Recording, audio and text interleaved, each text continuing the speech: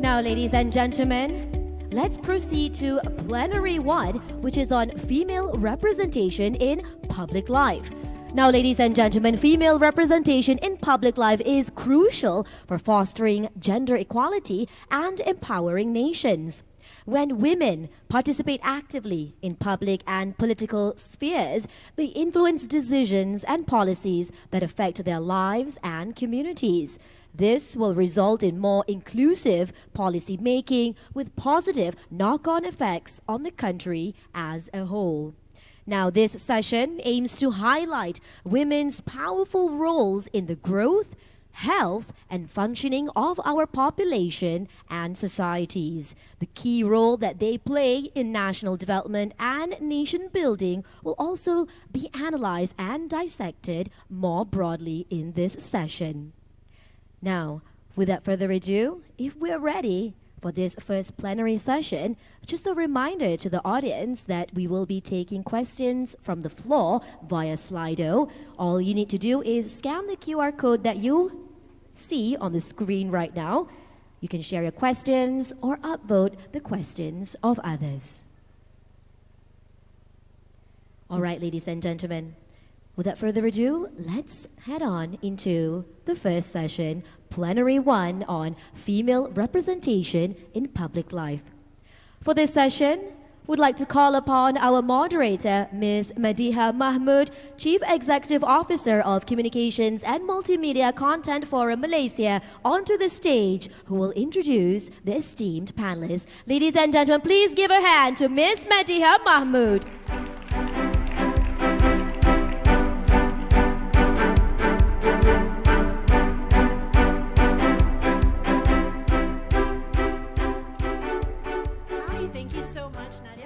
Good morning, everyone. I think I'd just like to say just one thing. When I was first stepping into the role of CEO, one of the first things, one of the unique things that I discovered was when women came up to me to congratulate me and say, finally, thank goodness, there's a woman in the role. So what those comments made me realize is that even in 2024, a woman stepping into a leadership role is still seen as a bit of a novelty, something to be congratulated about. And I think today we're going to be discussing a little bit more on how we can reach a time where it's no longer something that needs to be congratulated, it's just a given. But before that, I would like to call upon my panelists for today. If I could just, maybe I'll introduce them, have them come look. Obviously, I'm still a Luddite when it comes to this. Okay, today we're going to have a conversation, hopefully not just about possibilities, but also about progress and power. And we have an incredible panel of change makers who will be joining me on stage. And it's my privilege to introduce them to you. So first of all, I would like to invite YB Sherlina Abdul Rashid. Please come join me on the stage. YB Sherlina is a member of parliament representing Bukit Bendera. She is a tireless advocate for equality and justice, a leader in the Democratic Action Party, better known as DAP, and a force within DAP Wanita. And her voice in the halls of parliament amplifies the need for inclusive policies that reshape societal norms, and today she brings her expertise and her experience to our conversation. Next, we are honored to have Ms. This beautiful Kadazan lady, Anne Lasimbang. Please do join us as well. Is the Executive Director of PACOS Trust. PACOS, P-A-C-O-S, is an acronym for Partners of Community Organizations in Sabah. Anne's work in empowering indigenous communities is legendary, and I hope she'll be giving us a lot of valuable insights from Sabah. Joining us as well is Professor Dr. Aishat Muniza. Please join me and the rest of the ladies. Professor Aisha is an assistant dean as well at INSEAD University, Malaysia, a leading mind in Islamic finance, an area that I am completely in the dark about. She exemplifies how women are not just contributing but excelling in sectors once deemed inaccessible. And last but not least, of course, we have Pauline Ho, PwC Malaysia's Corporate Sustainability and Net Zero Leader. Please welcome her. Pauline also serves on the steering committee of the 30% Club Malaysia and co-leads the board mentoring program. She is a beacon of corporate inclusion, showing how businesses can and must drive gender equity while building a sustainable future. Now, with this incredible lineup, we're set for a thought-provoking conversation, hopefully. And let's begin by exploring the big picture. Why does female representation in public life matter? I think we can all answer that. But we do have some burning questions, and I'd like to direct it first to YB Sharlina, if you don't mind. Now, women in politics, I think our minister also pointed out, we're in politics, but not really as much as we'd like. And when we talk about women, we're always talking about how you need to balance work-life balance and stuff like that. But being in politics, you also have to balance it with public service. So my question, YB, is what kinds of structural or cultural shifts do we need to navigate this significant gender norm and the barriers that holds women back from equal political participation? Testing, yes. Well, first and foremost, thank you so much for, to the organizers for organizing this. And, we do have a wonderful, panelists that I do believe can provide some insight and exchange ideas as well.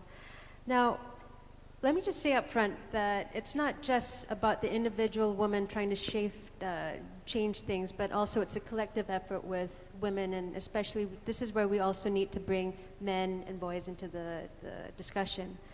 But again, the challenges that women face in politics, and sometimes not just in politics, in any decision-making roles, it's deeply rooted in structural and also cultural issues.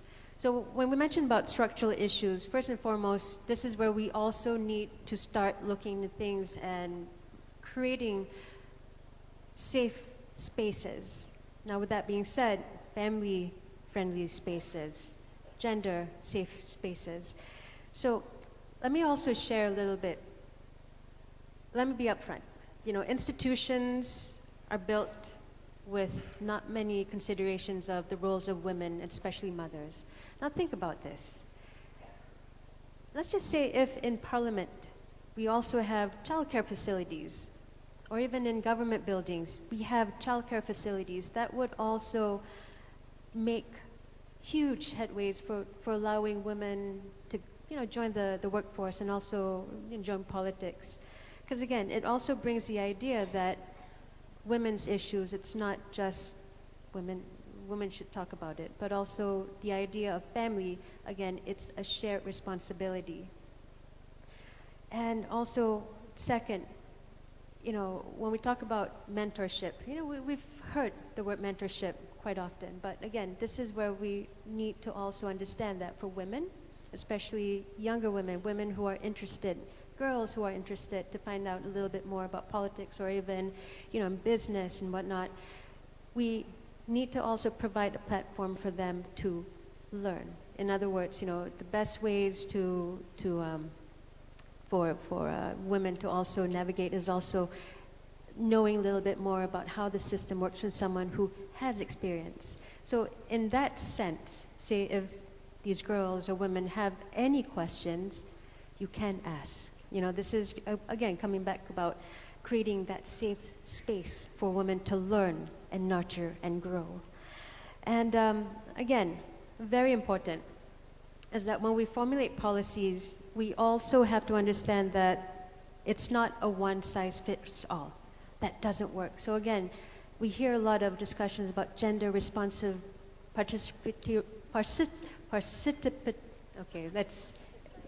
it's way too early.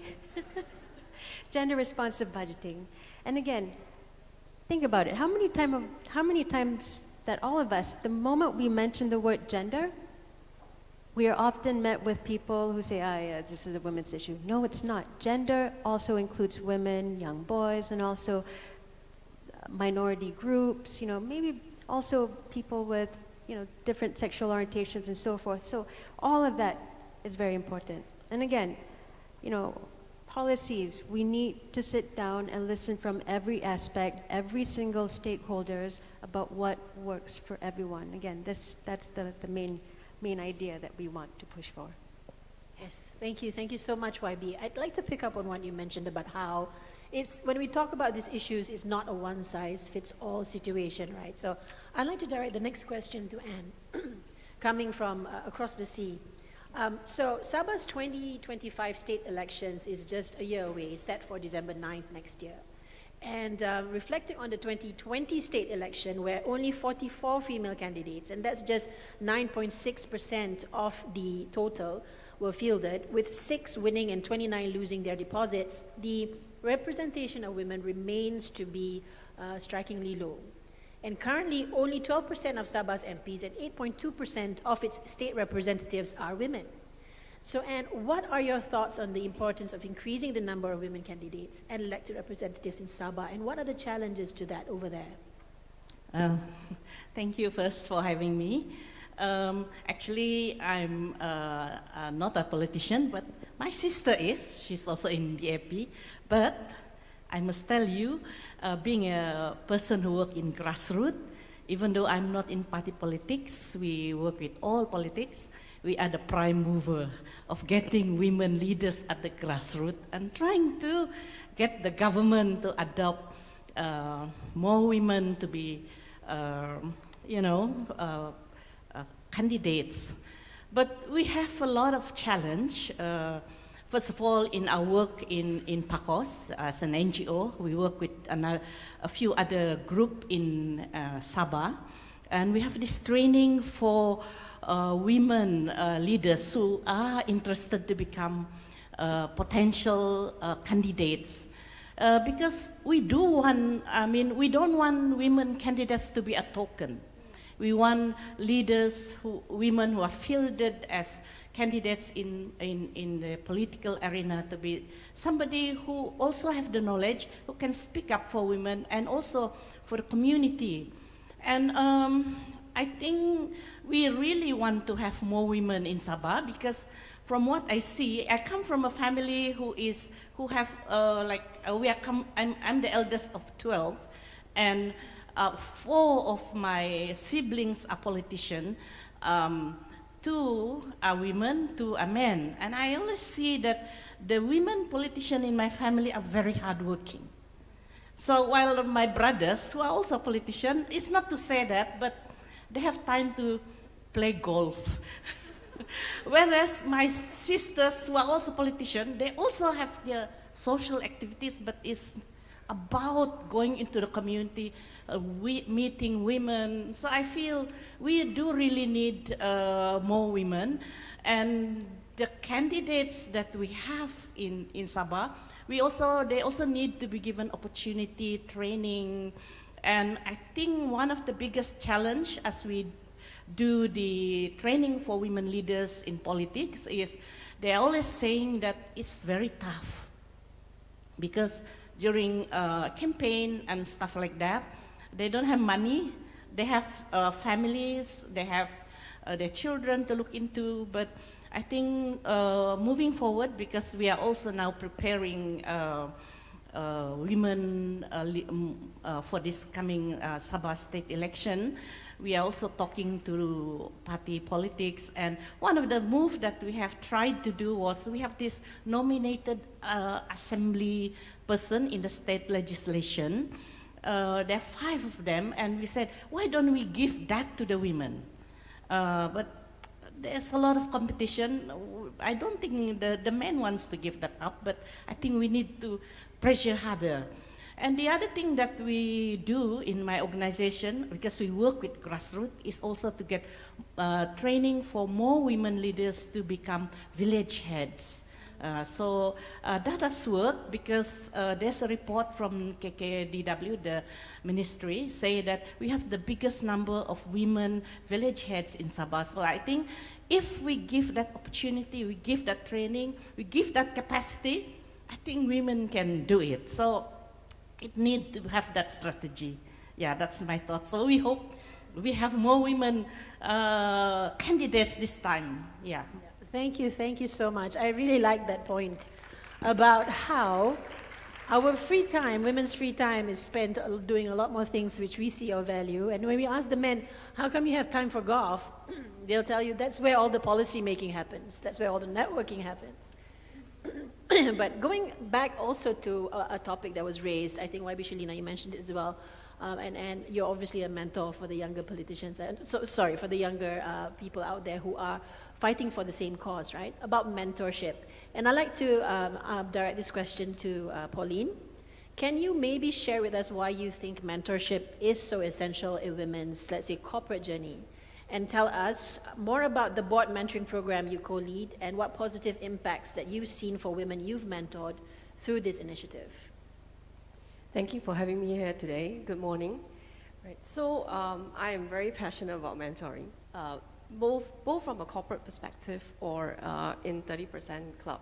So maybe I'll start to give you a bit of background. When 30% Club Malaysian chapter was established in 2015 by the Prime Minister then, there was a call for corporates to support the initiative from a market lens perspective, right? It is a campaign. It's not an organization, and it's made up of all volunteers. So when I started participating in 30% Club, I thought if there is a direction around achieving a target to be the first ASEAN country to achieve 30% women representation at board level, then we should be more targeted. How do we get there? And I have often heard laments from boards saying, where are the women? Where are the women candidates, right? So in order to address that question, we say, okay, we will provide you with board-ready women, and then you won't be asking, where are the women? Here are the women, and for you to consider to put on boards. So that's why in 2017, with the support of a lot of volunteers and together with the firm, PwC Malaysia, we started the board mentoring scheme with the objective of having one-on-one mentoring of board-ready women with experienced board members. Because one of the key things as well is that there are a lot of capable women out there that do not have the network or are not exposed to the board scene, right? They are very strong in their functional areas, but because they are not exposed to the right people, they do not know about the opportunities available, and neither do they have advocates for them, right? Happy to say that we have now over 130 mentees who have completed the scheme since 2017, and over 40% of them have been placed on boards, right? The mentoring scheme was not started with the objective of placement. We just want to give a platform for them to be known. And as a result of that, we also have mentees who are now becoming mentors and trying to get more women on boards, right? And Malaysia indeed has exceeded the target. As of October, we are 32% women board representation on Bursa 100 companies, right? We want to achieve, of course, 30% across the board, right? Which I hope will happen very soon. So I personally was also a beneficiary of mentoring, and that's why I'm so passionate about it. When I was a young partner in the firm, my then chairman actually said that we don't have enough women partners who are taking leadership position. So not only did he pair me up with an external mentor, the then HSBC CEO, right? He also helped advocate for me to be on country management team, right? And that actually helped, from a role modeling perspective, open the doors to others. I'm very happy to say that now in Malaysia, we have 42% female partners, right? And it is one of the higher ones in the region. Across Asia Pac, we have range of 34 to 42%. Of course, we do still have some countries that need to work a bit harder, like Japan and Korea, right? But happy to say that, on average, we are close to 30%. That's amazing. I think that's quite an achievement for you all as well. And when we talk about mentoring, you obviously need mentees to be mentored. But sometimes it doesn't even reach to that point because there are very capable people or women out there who are more than capable of taking on positions in corporate, but because of family obligations or the fact that all the care seems to be falling on them, they're stopped from doing so. Now, I would like to refer to the Employment Amendment Act, which increases maternity leave to 98 days, and it introduced 7 days of paternity leave, and this is a step forward. But Sabah has now adopted this. Sarawak is still pending, but we see there are unintended consequences, unfortunately, because we also see that some employers are now hiring more men than women because they see, we think that this is a potential response to this benefits. Now, I'd like to ask Professor Dr. Aisha, when we consider this alongside Malaysia's forced participation, a labor force participation, oh my goodness, I caught that from you. Malaysia's labor force participation rate, LFPR gap, 82.3% for men versus 56.2% for women. I think we can see, the data just tells you that the economic equity for women is still far from being achieved. So, Professor, how can fiscal policy address these issues and create a more equitable workforce for women? Bismillahirrahmanirrahim. Assalamu alaikum and a very good morning. First of all, I'd like to thank the organizers for giving me this opportunity to share my experience and thoughts in this important topic. To answer your question, there are so many ways in which we can use fiscal policy in order to address this issue. However, if we talk about what our first panelist has mentioned, we need a gender-responsive budget to ensure that we are not only talking about giving aid, giving compromises to women. We're talking about coming up with a proper structure that will help both men and women equally to give whatever they have as output in the maximum or the best possible way to build our nation. In order to do this, we always have these budget debates every time happening, saying that for women, for children, these are the amounts which are put there. It should be enough. For example, if we look at this year's budget, we see that 650 million has been allocated for women and youth entrepreneurship program. Likewise, it has been said that as an advice, 30% of the boards of public listed companies should have women by 2027. Now, and another thing which we can add to this list could be, as we know, the government has started this important scheme to participate, to let the housewives participate in EPF program, which is called iSuri. And in this year's budget, it is mentioned that the government will give a matching 50% contribution to those who voluntarily participate in this scheme. So the probing question here is, isn't this enough? Can't we call this as a gender responsive budget? For me, in my opinion, it's not still the same. If you look at year 2004, the Ministry of Finance has already said that 5 ministries, with the help of UNDP, has participated in a pilot project to implement a gender-responsive budget in Malaysia. But they also said that it is encouraged for other ministries to do so. But what is the result? Do we see that happening now in that scale we wanted it to be? The answer for me is very clear. No, we want more. So when we talk about we want more, what more do we want, right? So for me, it's very clear. We need to find out the ways in which how we could contribute both men and women to participate equally in the building of the nation. For example, you talked about the maternity leaves. What about the paternity leave? Why aren't we talking about it? If you look at countries like Iceland, they have both maternity and paternity leave. Both men and women are equally responsible to build their families. They take leave equally so that they can do that. But our policies are not aligned like that. We are putting all the pressure on women. Even the policy says so. Maternity leaves, no paternity leaves. So where is the justice in this case?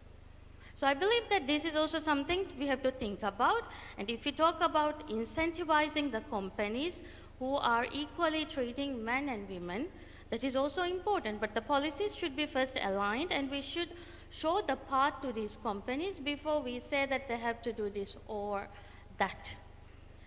And another thing which should be equally emphasized, in my opinion, should be, whenever we talk about the facilities required to give opportunity for women to participate in workforce or labor force, it's not there. Who are investing in it? Basically no one. Everybody talks about it, but when it comes to investment, nobody wants to do the investment. So how do we reconcile this? For me, I don't know. Somehow we need to reconcile this, and that could be through fiscal policies. And the final point I want to highlight is, of course, we are talking about unpaid domestic workers. What about their rights? Is having Sayang or Suri program enough? Now, if we look at Suri program, it's a voluntary program. It is for those who can afford. What about those women who can't afford anything, who doesn't have any money to even contribute to such a program? They are invisible. But we think that by having such names, we are just catering for all, but we are not. So these are the things that we should look at. There are so many invisible things that are happening, but who take care of it? If there's no return, nobody wants to look at it, so therefore, that is where the fiscal policy should come in. Thank you. Thank you so much, Professor. I'd like to invite, I think, YB, that was a very strong message that Professor just shared with us. Do you have any comments you'd like to say about that? And this is why it's so important for us to push for equal representation for women in politics. Because again, we talk about all these policies, fiscal policies. Again, you can talk about structural changes and all of that, but we still need these debates to happen in national level. So again, so many ways for us to move forward. But with that being said, Malaysian women are definitely stepping up in so many incredible ways. Let's not forget that. There's always a positive here. But, we want to push for equal representation. We want to push for more women in the workforce, more women in politics. We still need to continue these discussions. And this is why, again, forums like this is so important.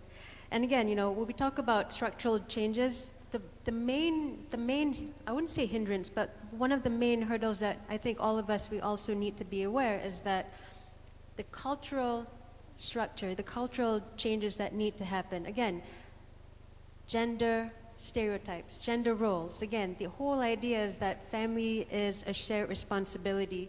So when we talk about childcare, maternity leaves and whatnot, it should not be only women talking about it. The burden should not be on us. It's not fair. We need the men to start talking as well. Absolutely. I think I absolutely agree.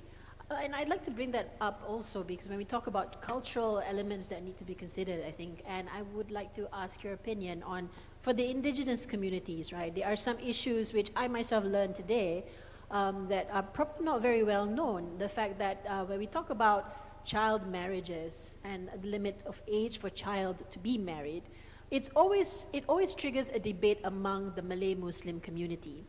But there are other angles that we might not be seeing, I think, and maybe Anne, you could share with me a little bit on that. Yeah, I think this is a very important issue among indigenous communities in Sabah and Sarawak, because besides the Sharia and the civil court, we have another legal system which we call the native court or the native system, whereby most indigenous communities normally use that kind of law. And in the law about child marriage, there is no, it's open. There is no age limit. You can, even to a child, even in the womb, can be married off already. And it is still practiced. So in PACOS, in the organization that I work with, we have this big campaign now to bring awareness to schools, to communities, and we have this campaign among our native court to have it legislated that there is a minimum age.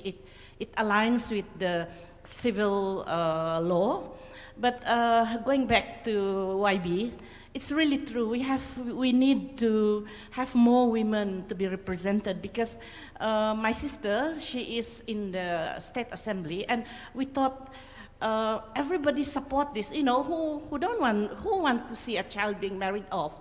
But when we thought we could pass the law, none of them, it was not supported in the State Assembly. So it is still very much work to be done for East Malaysia, for Sabah and Sarawak, because if we can amend the native law, it's almost, they said that they're going to bring it up, but it's taking a long time.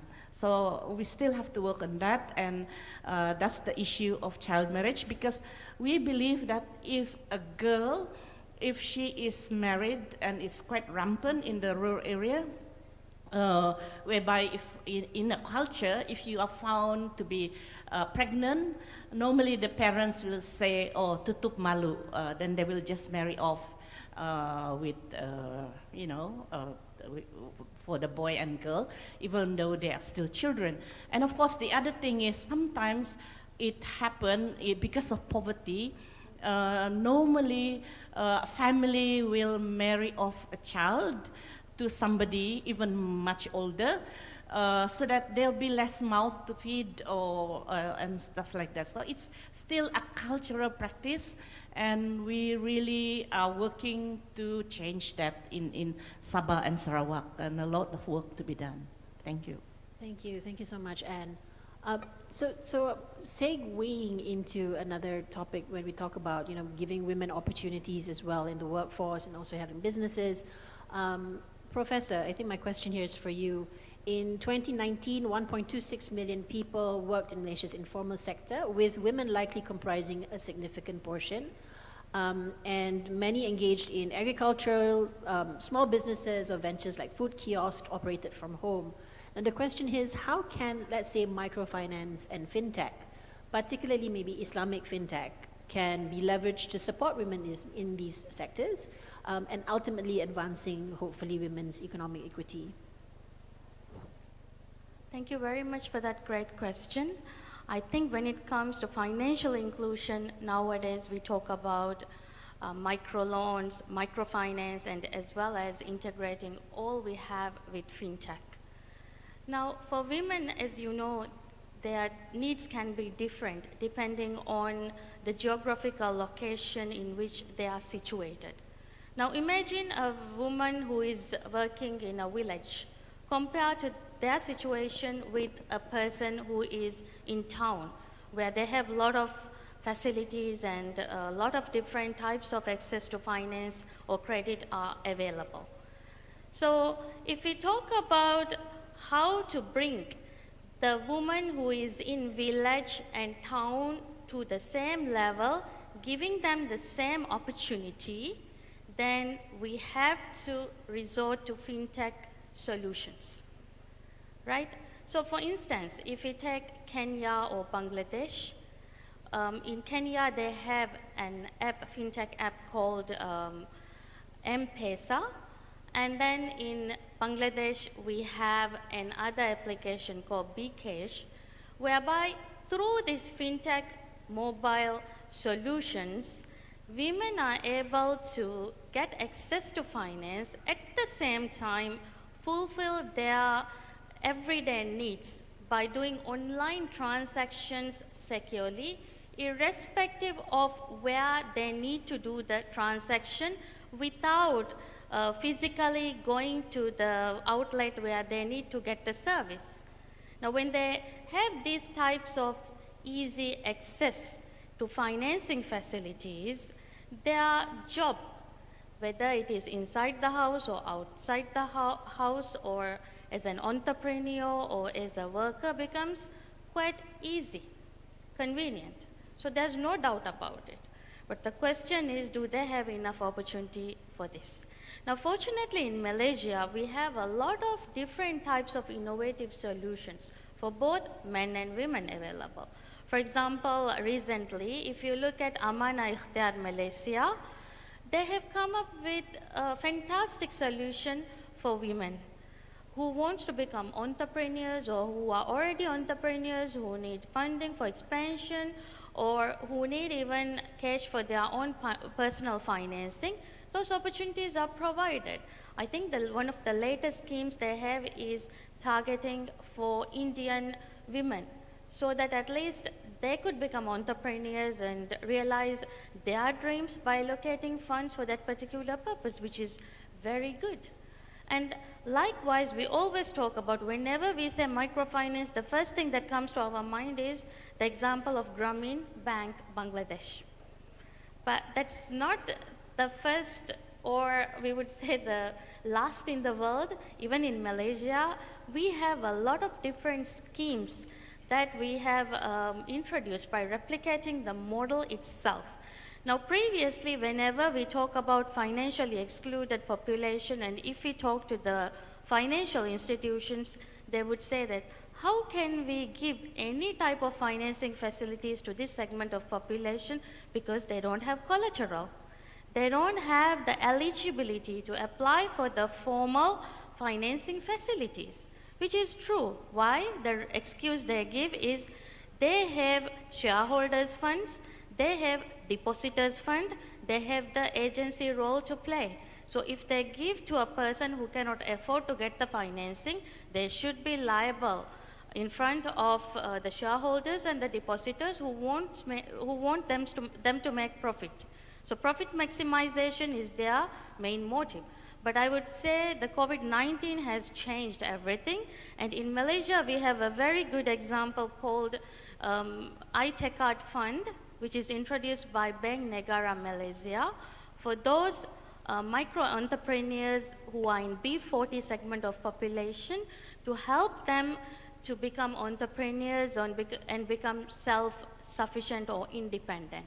So nowadays, the financial institutions can tap into iTekad initiative and give number of microfinances, or we call it social finance, to anyone who are financially excluded by the banks. Thank you. Thank you so much, Professor. And yes, we see a lot more opportunities for women after the COVID-19 pandemic. A lot of people are making money online as well. Women are making money either by being entrepreneurs or content creators. And this brings me to a topic that's very heavy for us at the Content Forum, and that's how women are treated actually online. You know, we talk about tech-facilitated gender-based violence, and I think I'd like to maybe ask YB Shalina about this, because, you know, even if women are facing that and you're not even in the public eye, I can't imagine how it's like for you. So my question is, when we talk about, let's say, biased media coverage or sexist narratives or tech-facilitated gender-based violence, as a if I can describe you as a progressive female Malay Muslim politician, how have these issues impacted you personally? And maybe what are your thoughts about adopting an online safety by design approach where prevention focuses on anticipating, detecting, or addressing online harms, which is a pretty hot topic in Malaysia these days?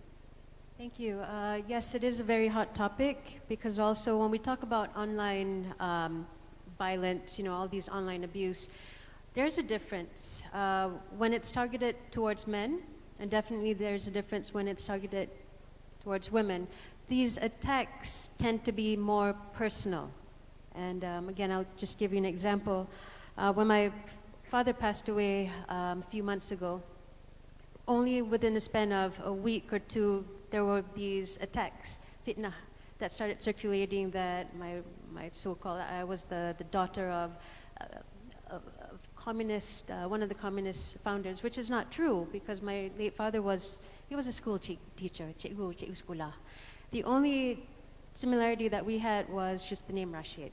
Now, with that being said, you know, when anyone is faced with such personal attacks, especially when it's targeted towards your family members, you know, no one is prepared for that kind of hate. And it makes people question, it made me question, why? Why is there such hatred? But, you know, we can go on and on talking about psychology that happens behind all these attacks. But the main thing is this. People, they hide behind screen names. So the internet has given that kind of sense of anonymity where you can say whatever you want with absolutely no consequences. You can get away with it. So in an ideal world, we have to put our foot down and say no. We need to create spaces, digital spaces that's safe for women and especially children. Because again, right now, there's so many cases of online child grooming, you know, pedophilia, networks and all of that.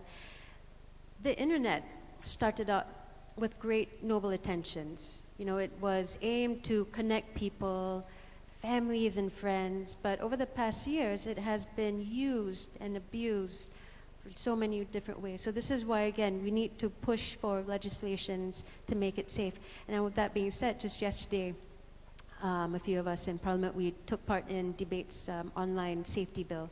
Again, this is where the dilemma is. While we want to create safe spaces for everyone, we need to protect, you know, women, children, and Malaysians in general, but also at the same time, we need to also strike a balance between safety and freedom of speech. So that is one of the big question marks of which we need to juggle and make sure that everyone's needs are taken care of. Again, with that being said, you know, regardless of who we are, what we do, whenever we come across all these attacks and negative comments, again, you know, what we need to do is just be strong.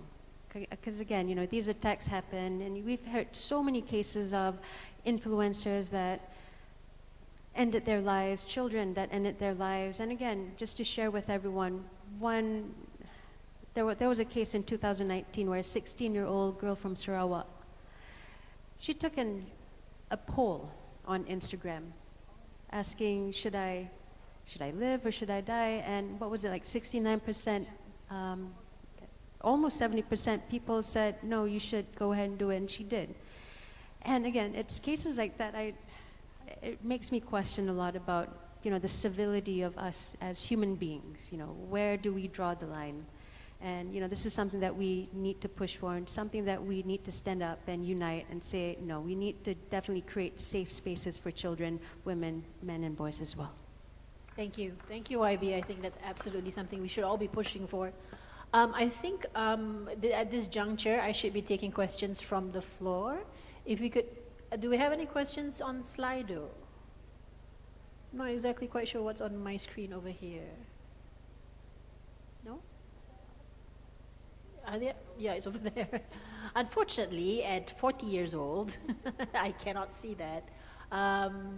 Do you want to flash it on the screen? Oh, there it is. Okay. So taking questions from the screen, the first question that has the most upvotes is, what jobs can we offer to help the indigenous female people who are uneducated, or how to help them make a living by themselves? I think, Anne, maybe you'd like to take this? How to help them make a living by themselves. Okay, thank you for that question.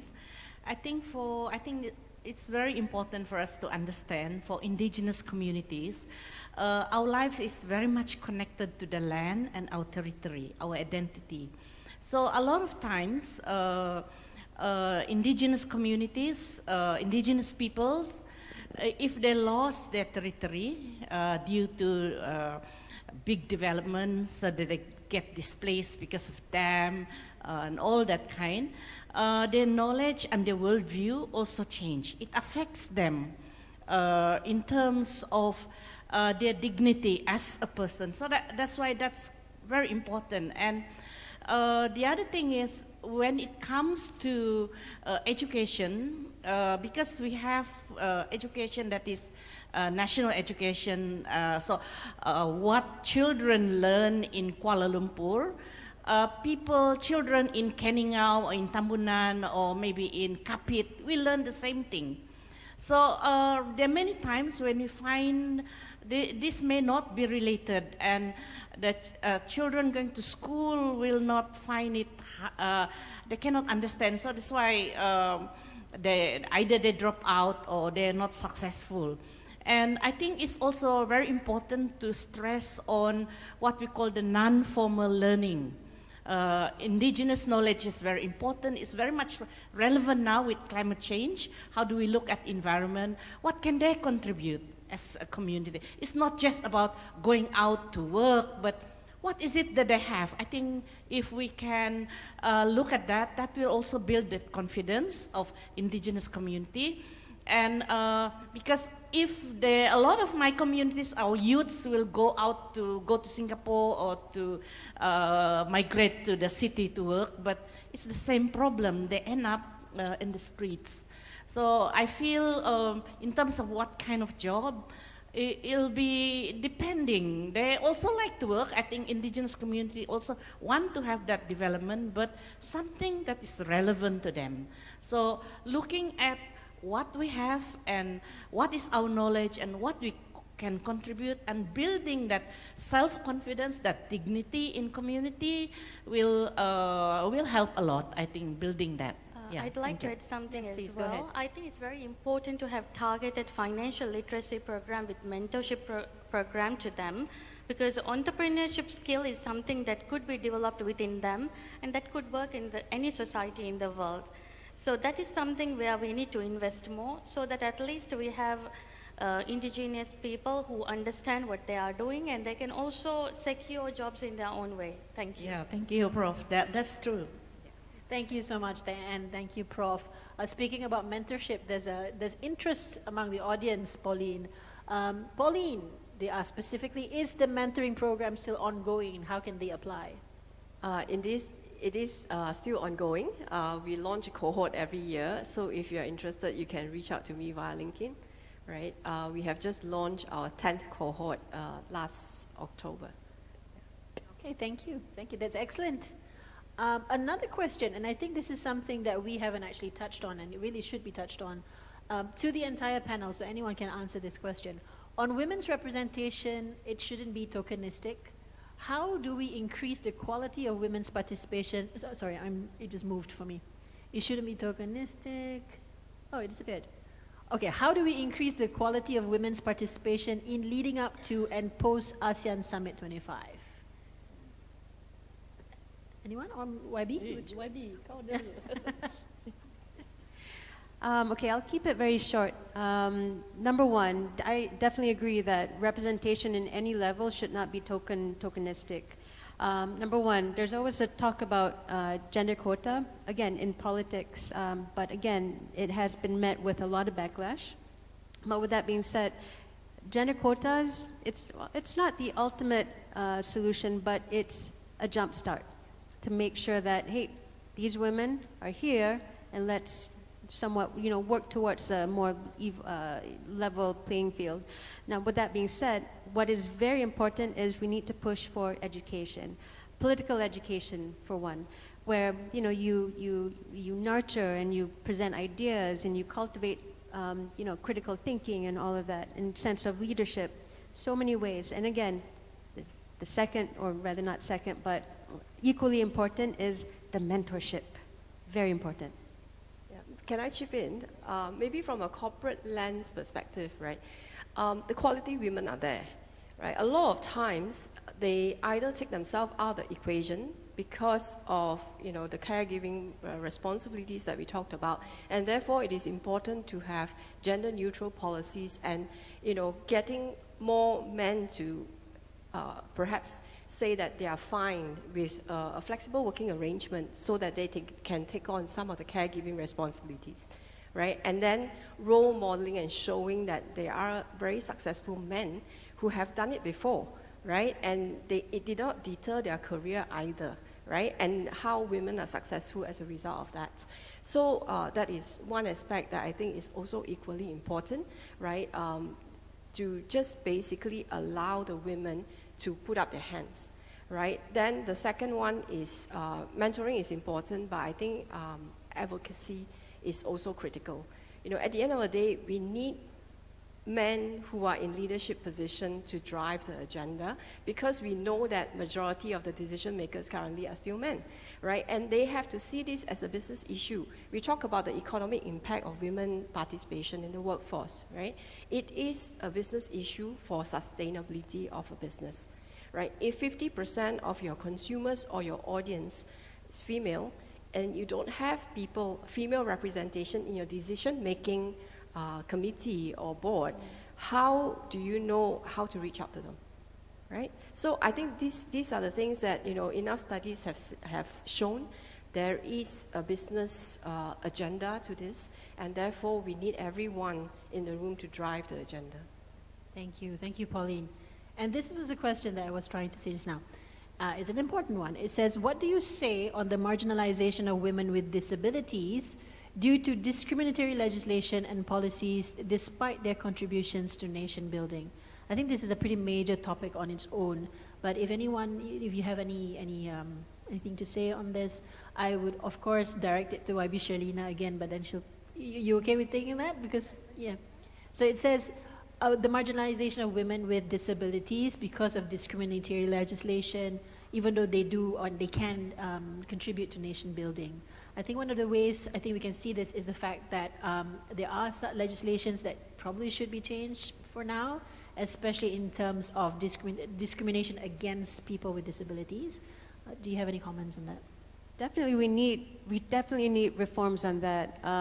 You know, the discrimination does exist, and I don't think this is the conversation that is spoken enough. And this is also where we need the Friends of Media to also continue to highlight this.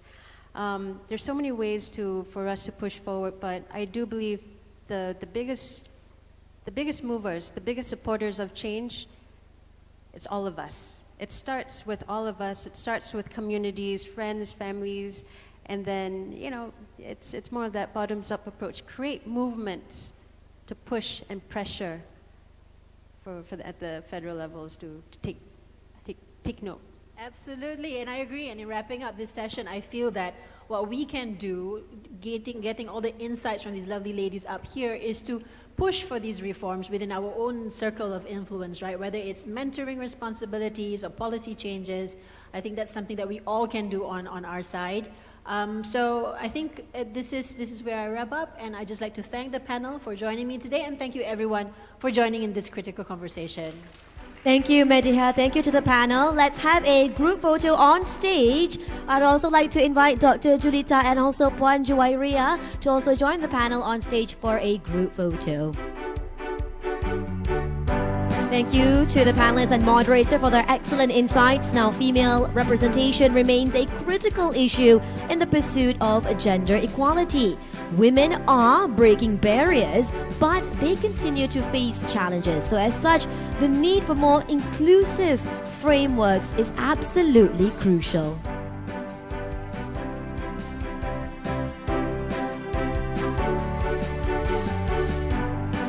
Ladies and gentlemen, let's give it one more round of applause for our panel for the first plenary session of the day. Thank you very much, ladies. You may now take your seats. Thank you.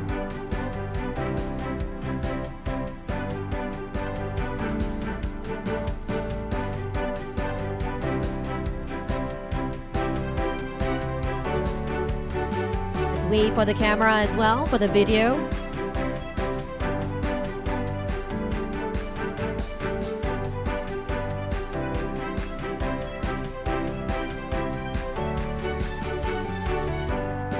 All right.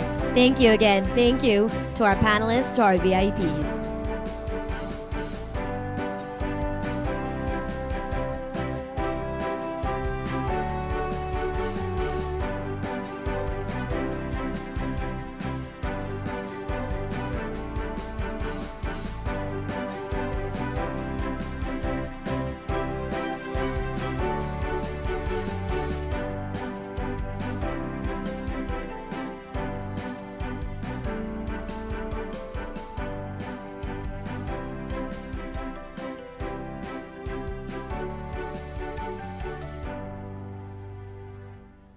All right, ladies and gentlemen, esteemed guests, we have a little something special for you. Now, to further give some soul, some life to the topic that we were discussing just now on female representation in public life, let's give a round of applause to welcome a very special performance courtesy of the Malaysia Institute of Debate and Public Speaking. Ladies and gentlemen, presenting Malaysian National Poetry Slam 2024 runner-up, Denise Tan. Ladies and gentlemen, she will be performing her prize-winning piece titled Mother of No Eves.